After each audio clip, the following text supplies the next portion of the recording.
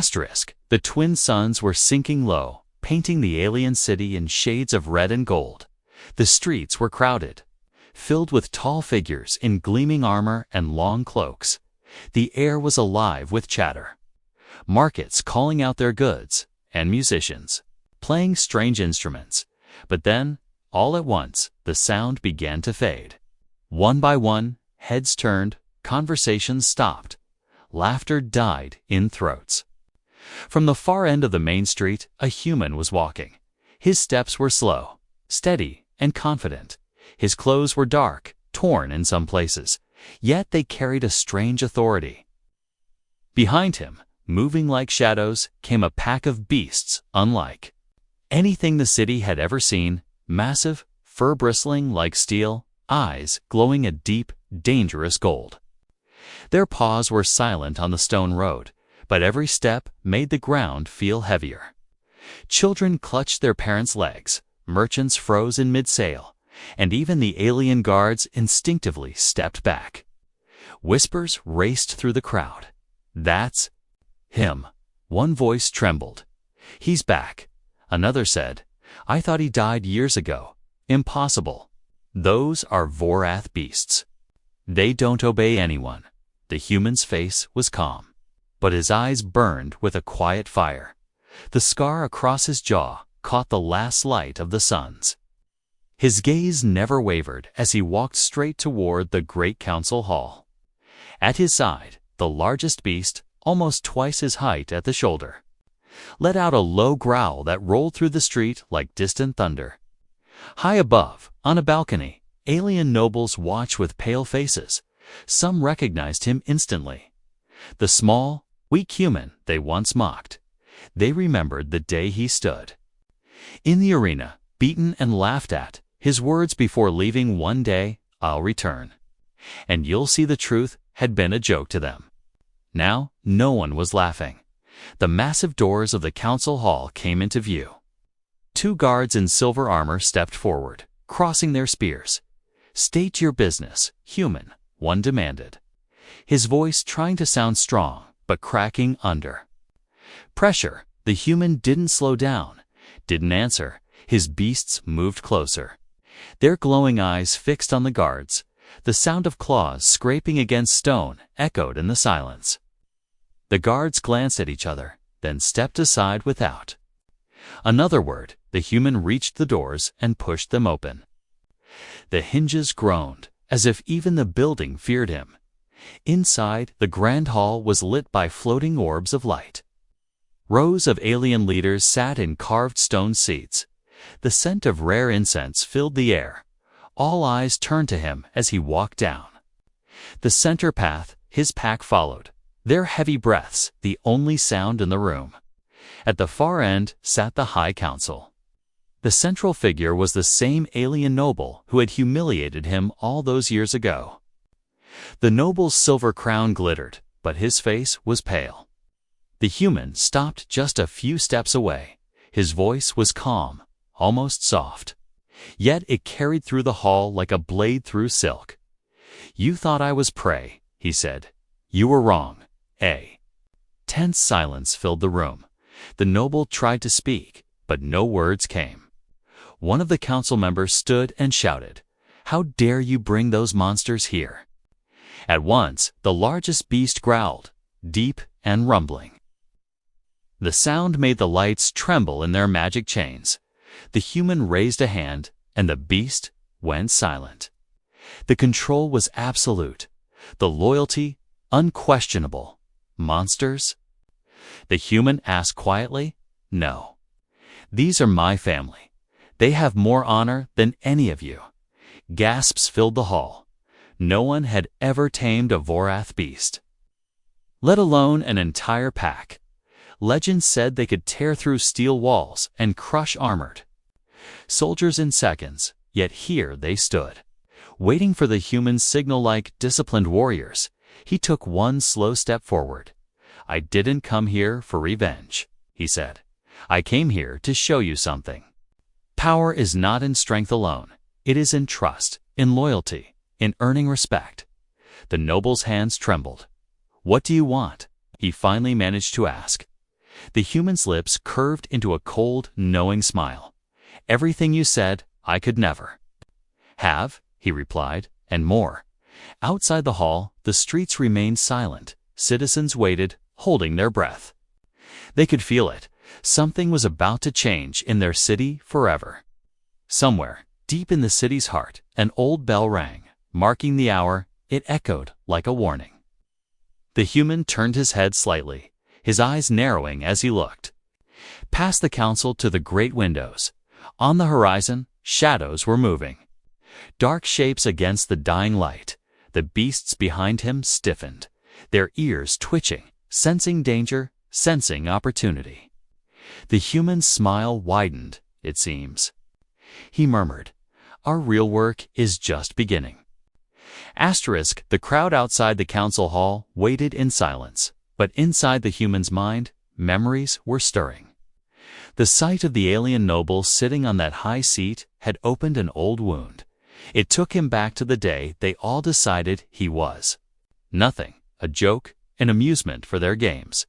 He had been younger then, new to the alien city. He had come with nothing but hope and the belief that he could earn respect through hard work. But humans were rare here, and to them, rare meant weak, soft, a species unfit for the harsh ways of their world. The first week, he had tried to speak to them, to offer his skills, but his voice had been drowned out by laughter. His hands had been good at fixing things, his mind sharp. Yet they only saw a body smaller than theirs, arms thinner than theirs. The worst day came during the city's festival, when the alien arenas were filled with cheering voices and glowing banners. He had been walking through the crowd when a group of armored warriors blocked his way. Their leader, a tall noble with sharp blue skin and cruel yellow eyes, smiled in a way that wasn't friendly. "You're the human, aren't you?" he had said, loud enough for everyone to hear. The crowd had turned, curious. The noble threw a bone at his feet. "Fetch," he said, and the laughter erupted like a wave. The human had stood there, heat rising in his face. Every instinct told him to walk away, but his pride had rooted him to the spot. "I'm not an animal," he had said, but the words were drowned in their amusement. The noble took a piece of bread and tossed it toward him. "Here, little one, eat before you starve." The crowd had cheered. The humiliation burned deep. They didn't stop there. Someone pushed him into the arena, telling the announcer they had a new contestant for the games.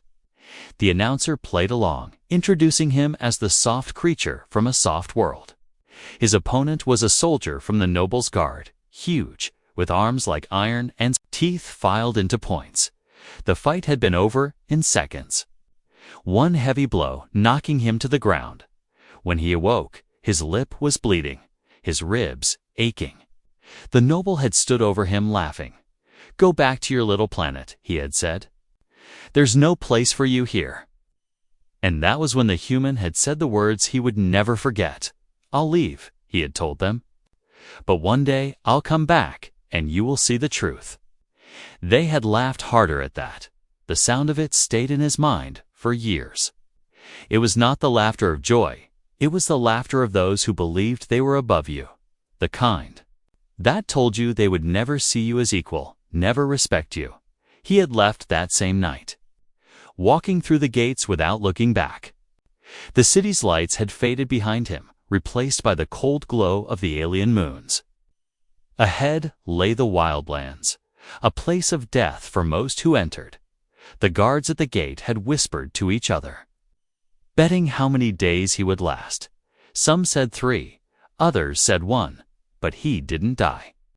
He walked for hours through the dust and rocks, listening to the strange cries of the night.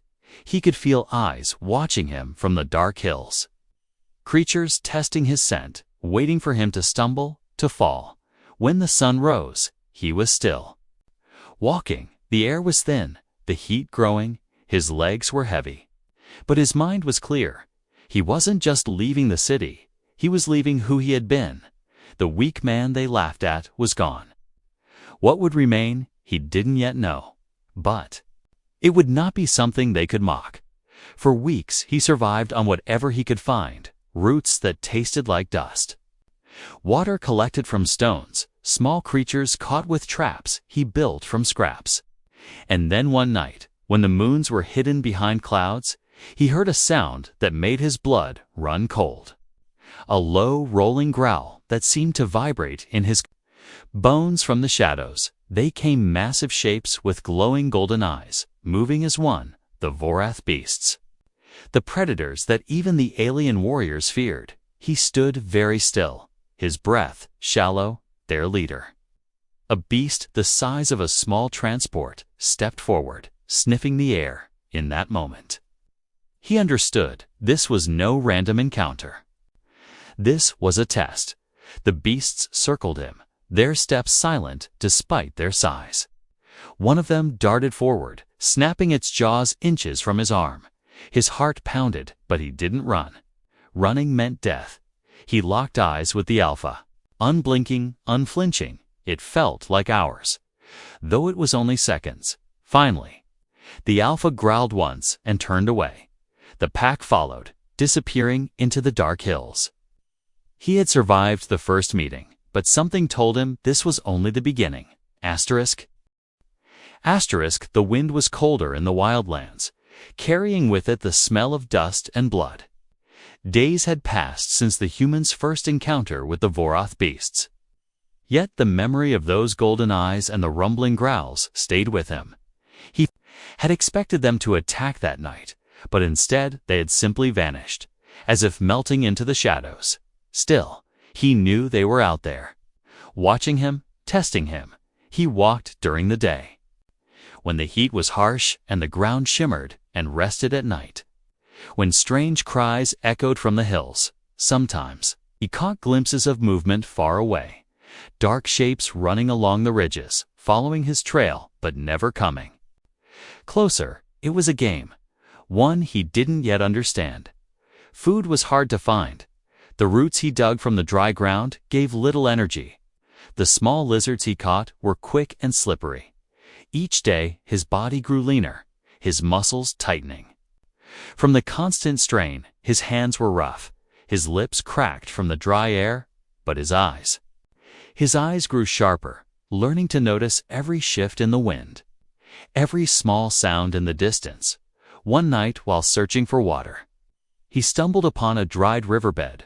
The moonlight revealed paw prints in the sand, massive, fresh, and, heading toward a narrow canyon, he knelt, touching the prints. Feeling the weight they carried, it was the Vorath pack. There was no doubt. Without thinking, he followed. The canyon walls closed around him, high and jagged. The air smelled faintly of blood and wet stone deeper inside. He heard a sound, not the deep growl of an adult beast, but a sharp, panicked yelp.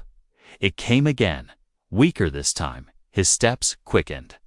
He found it lying near a pool of muddy water, a young Vorath cub, its leg caught in a jagged metal trap. The trap was cruel, with barbed edges biting into the cub's flesh. The cub snarled weakly at him, baring tiny, sharp teeth. Fear and pain shone in its golden eyes. The human knelt slowly, keeping his voice low and steady. "Easy," he whispered, though he knew the cub couldn't understand his words. He reached for the trap, the cold metal biting into his fingers. The cub snapped at him once, but its strength was fading. He pulled with all his might, the rusted hinges creaking until finally the trap gave way. The cub tried to stand, but stumbled. Its injured leg couldn't hold its weight. He lifted it carefully into his arms. Its fur thick and coarse against his skin. It was heavier than he expected. And its small claws dug into his clothes, but it didn't fight him, not now. He carried it back to a sheltered spot between two rocks. All through the night he stayed, awake, cleaning the wound with water and wrapping it with strips torn from his shirt. The cub watched him with wary eyes. Sometimes it would let out a low growl, but it didn't bite. By dawn, the bleeding had stopped. That morning, he woke to a sound that made his heart freeze, the deep, rumbling growls of the pack. they stood. On the ridge above him, their golden eyes glowing in the morning light. The alpha was at the center, its gaze locked on him. He rose slowly. Placing the cub gently on the ground, the alpha leaped down first. Landing with a thud that shook the earth, it walked toward him, massive muscles shifting under its dark fur. The rest of the pack followed, forming a loose circle. The cub limped toward the alpha, letting out a small cry. The alpha lowered its huge head, sniffing the cub's wound, then looked back at the human. For a long moment, no one moved. The human didn't speak, didn't run. He simply stood there, breathing slow. The alpha growled, low and deep. The sound vibrated in his chest. Then, without warning, it turned and began to walk away. The pack followed, but not all of them. One of the younger beasts, slightly smaller than the rest, lingered, watching him. Then it gave a short huff and ran to catch up with the others. The human exhaled, only then realizing he had been holding his breath. From that day on, the sightings became more frequent. Sometimes they would appear at a distance, watching him for hours before vanishing. Sometimes, at night, he would hear them moving around his camp, not attacking, just being there. He began to understand their patterns, how they moved as one, how they relied on silent signals, how their loyalty to their alpha was absolute. He also began to understand something else. They were not avoiding him out of fear. They were deciding, testing, waiting to see if he was worthy. One evening, as the sun dipped below the horizon and the sky turned a deep violet, he saw them again, closer than ever. The alpha stood on a rock. The cub beside it, healed enough to put weight on its leg. The alpha looked down at him, its eyes meeting his, and in that look, the human felt the first thread of something strange. Not trust yet, but not hostility either. It was the first step towards something that would change both their worlds forever. The moons were full that night, casting a cold silver light across the rocky plain. The wind was sharp, carrying the distant howl of the Vorath pack. The human stood on a ridge, looking down at them as they gathered near a wide circle of flattened earth. It was a place that felt heavy with history. The ground was scarred, claw marks dug deep into the stone, bones scattered at the edges. This was their arena. For weeks now, the pack had followed him more closely. Sometimes the younger beasts would trail at his heels when he walked, sniffing his hands. Sometimes the alpha would let him near without growling, but there was still a wall between them. And he knew it. A pack could only have one true leader, and it wasn't him, not yet. The alpha stepped forward, massive and powerful, its fur bristling in the moonlight, its golden eyes locked on him. In the silence, the rest of the pack formed. A wide circle around the arena, every eye was on them, waiting. The human's heart pounded, but his face was calm. The alpha growled low, a deep sound that carried across the plain. The meaning was clear. A challenge, a fight for dominance. He didn't have claws, he didn't have fangs. But he had something else. He removed the crude spear from his back. The tip sharpened from black stone. His fingers tightened around it. He stepped into the circle, his boots crunching against dry earth. The alpha lowered its head, its muscles rippling. Then, without warning, it charged. The impact was like being hit by a boulder. He rolled across the ground, dust filling his mouth and eyes. He scrambled to his feet just in time to dodge another strike. The alpha's jaws snapped shut. Where his neck had been a second earlier, he jabbed with the spear, not to kill, but to keep distance. The beast snarled, pacing, its tail lashing like a whip. The circle of watching beasts stayed silent. No one interfered. This was law. The human's lungs burned. His arms ached. Sweat ran down his face.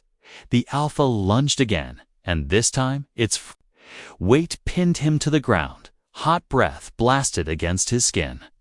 He could smell the blood and meat on its fangs.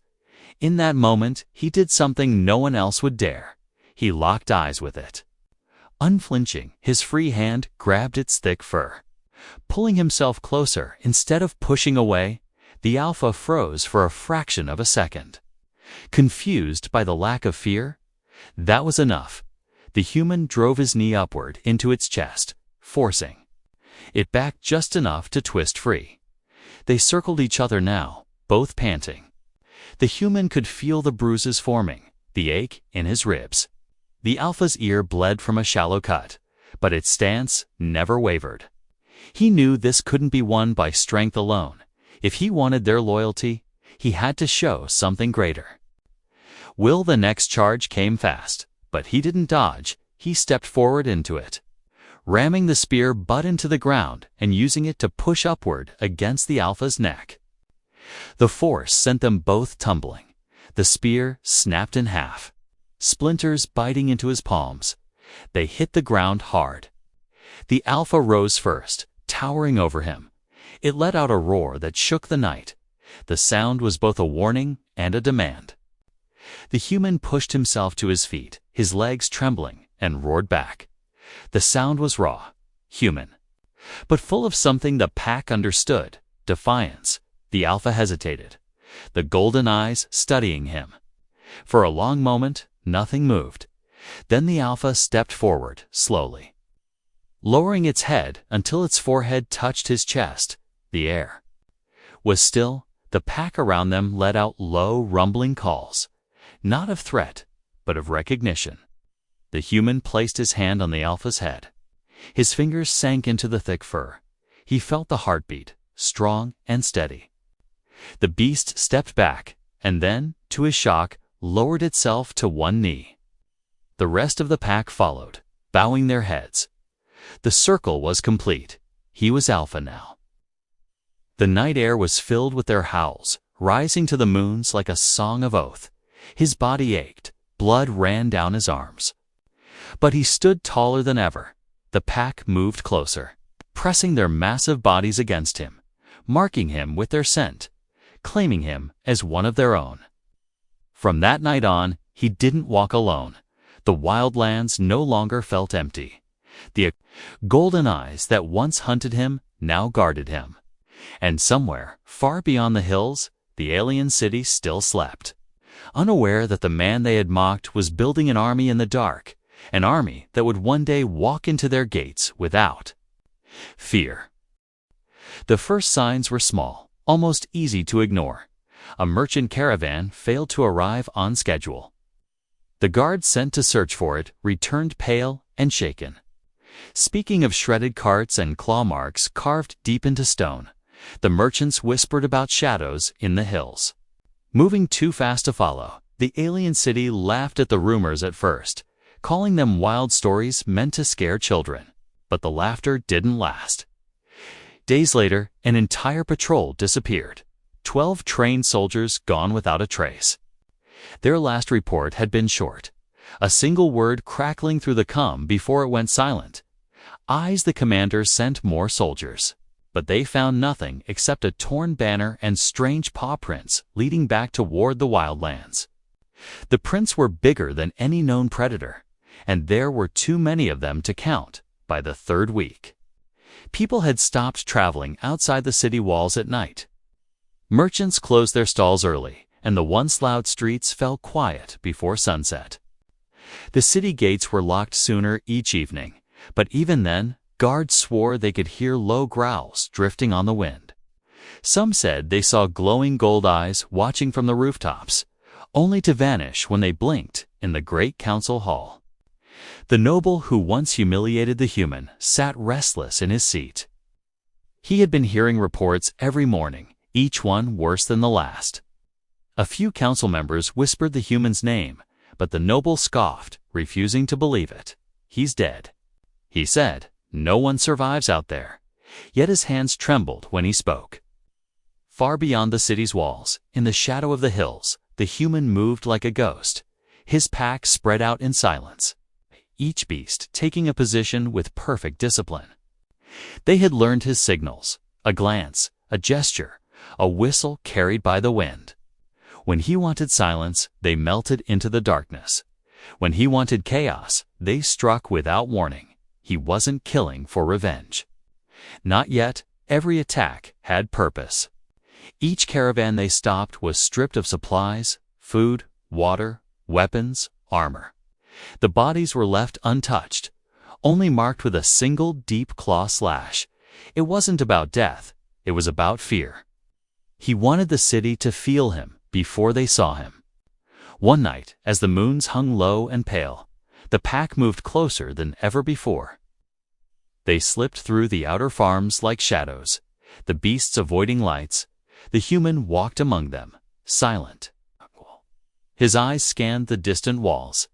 The city seemed asleep, unaware that he was watching at one of the farms. A lone guard stood near the gate. His spear rested against the fence as he yawned. In the darkness beyond, two golden eyes appeared. The guard froze, reaching for his weapon, but before he could lift it, the eyes were gone, replaced by silence. When he turned to call for help, he found the spear missing, and a paw print pressed into the dirt at his feet. By morning, word of the strange visitor had spread. The guard's story joined dozens of others. None could prove what they had seen, but the fear was real. The people spoke of a ghost in the wild, a predator that moved with intelligence. Some said it was the spirit of an old warrior. Others swore it was the human returned from the dead. The noble couldn't ignore it anymore. He ordered more patrols, more guards on the walls, and scouts to sweep the wild lands. None of it worked. Every patrol sent out returned missing men. Every scout sent forward vanished. Sometimes the only thing they brought back were claw marks carved into their armor. One evening, a scout managed to return alive. His armor was cracked, his face pale. He fell to his knees before the council, whispering the same words over and over. He walks with them. He walks with the beasts. The council chamber fell silent. The noble stared down at the scout, unable to speak, outside the city. In a narrow canyon lit by moonlight, the humans sat on a high rock. The pack rested below, their golden eyes glowing in the dark. The night was quiet, except for the soft sound of breathing. He looked toward the city in the distance, the lights faint against the horizon. Soon, he thought, soon they will see me. The largest beast padded up to him, pressing its head against his shoulder. He scratched behind its ear, his eyes never leaving the city. The wind shifted, carrying the faint sound of the city's bells. He smiled slightly. It was almost time. The city didn't know it yet. But their gates would not hold forever, and when they opened, it wouldn't be merchants or travelers walking in. It would be him. The day of the festival arrived with bright banners and the sound of drums echoing through the alien city. The streets were filled with merchants selling sweet-smelling food, dancers in colorful silks, and children chasing each other through the crowd. At the heart of the city, the grand plaza shimmered under the light of the twin suns. Every seat around the great council stage was taken. Nobles in long robes, warriors in shining armor, and citizens of every rank gathered to watch the speeches and games. High above, the alien noble sat on the raised platform. His silver crown catching the light, he smiled at the crowd, but his eyes moved nervously.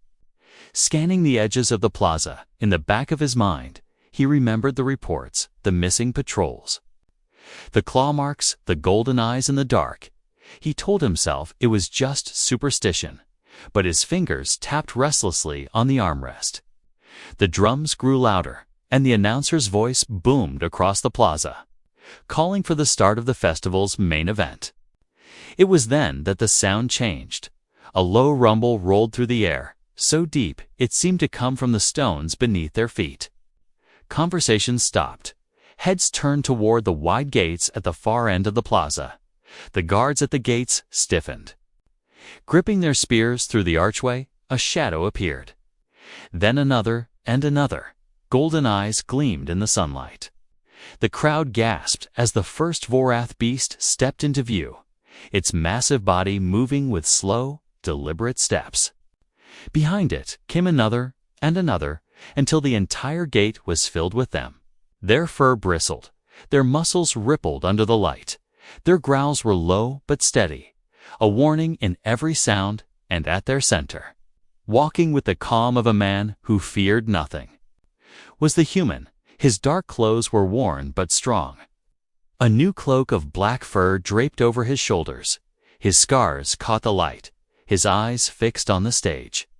He didn't look at the crowd. He didn't need to. Every gaze was already on him. The guards at the front lowered their spears, but their hands shook. The largest beast stepped forward, its claws clicking against the stone, its golden eyes locked on the guards.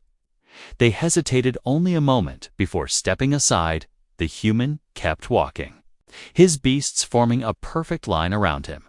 The crowd parted without a word, fear and awe blending in their faces. A child clutched her mother's hand and whispered, "That's him."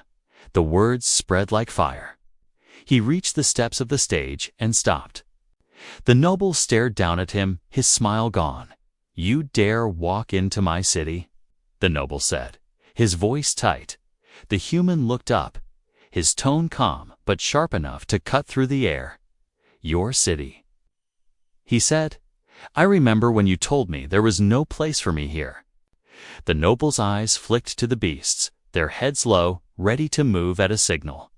"You've brought monsters to threaten us," the noble said. "Monsters." The human replied, stepping up onto the first stair. "These are my family. They protect me, they fight with me, they bleed for me. Tell me, noble, how many of your soldiers would do the same for you?" The crowd murmured, some glancing at the noble with doubt. The noble's face flushed. "You will leave, human," he said, "or you will die where you stand." The human took another step, the largest beast growling low. The sound made the platform shake. "You think death frightens me?" the human said, his eyes locked on the noble. "I walked into the wildlands alone. I faced the Vorath Alpha and took his place. I built my strength while you hid behind walls." Gasps rippled through the crowd. Warriors shifted uneasily. The human's voice carried over the silence. "I didn't come for blood. I came for truth." He turned slightly, sweeping his gaze over the audience. "You call yourselves strong, but you laugh at the weak. You think power is muscle and weapons, but it is loyalty that makes a leader." The noble stood, trying to regain control. "Enough," he snapped. "Guards," he didn't finish. The largest beast stepped onto the platform with a single leap, its claws digging into the polished stone. The guards froze, their spears trembling in their hands. The human's voice dropped, low and final. "This is not a threat. This is a choice." He turned back to the noble. "You will respect me, or you will face the pack." The noble's jaw tightened, but he didn't move. The silence stretched, and in that moment, the entire city knew the balance of power had shifted. The human took one more step, standing just a breath away from the noble. "What will it be?" he asked. The noble looked into the human's eyes and saw no fear, only certainty. Slowly, he lowered his gaze. The crowd erupted into whispers. The human stepped back, signaling the beasts with a single motion.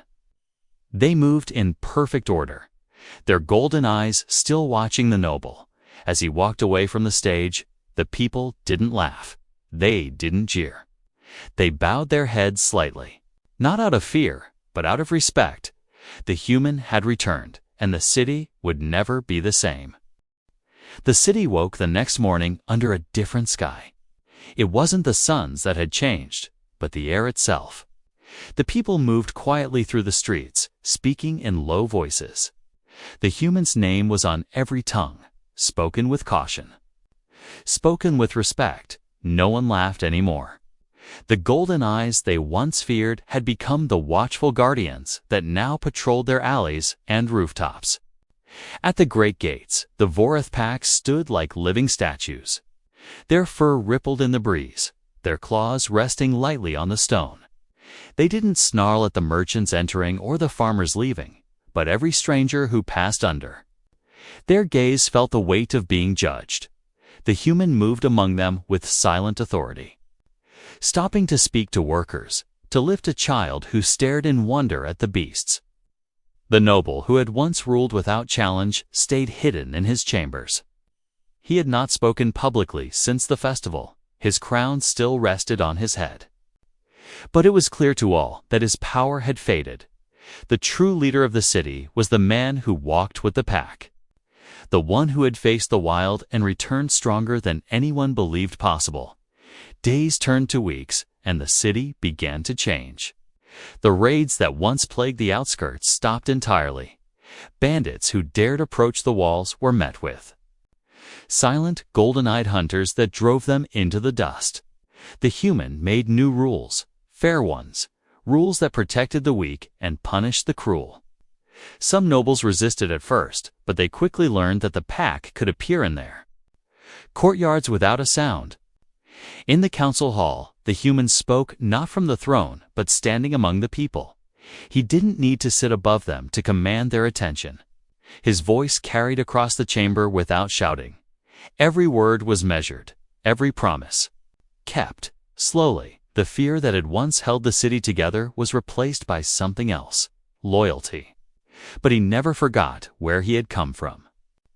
Sometimes, late at night, he would stand on the highest wall, looking toward the wild lands. The moons would shine on the hills where he had bled and fought for his place.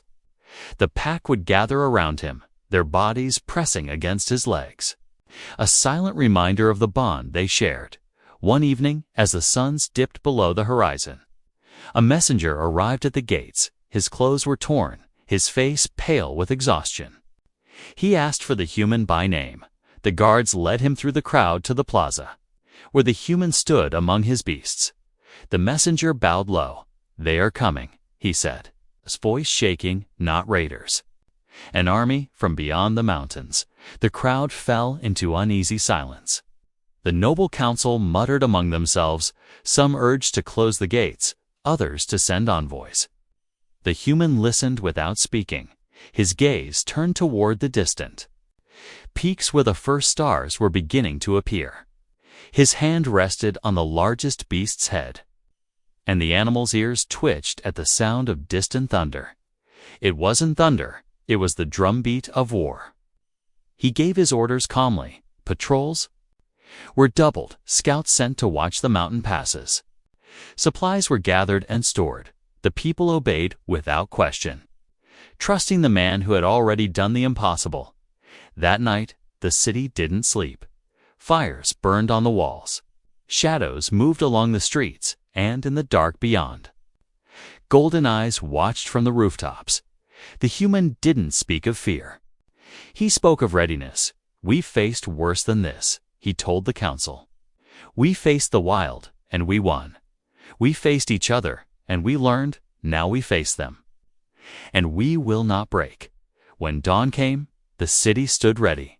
The walls bristled with defenders. The pack moved in silence along the battlements. Below, the human walked the length of the gates, speaking to soldiers, clasping hands. Meeting every eye to them, he wasn't just a leader. He was proof that strength could be earned, that respect could be built. In the distance, the first dark shapes appeared on the horizon. The air grew heavy. The beasts growled low, the sound rumbling like the earth itself. The human stepped forward, his cloak whipping in the wind. He looked back at the city, at the people who had once laughed at him, and saw no mockery now, only faith. He raised his hand, and the pack moved as one, spreading out in a perfect arc. The largest beast stood beside him, its head level with his own. Together, they faced the coming storm. "You called me prey once," he said quietly, though every soldier on the wall heard him. "Today, we hunt." And as the enemy drew closer, the golden eyes of the Vorath pack lit the plain like fire, and the human, the alpha of two worlds, stepped forward to meet them.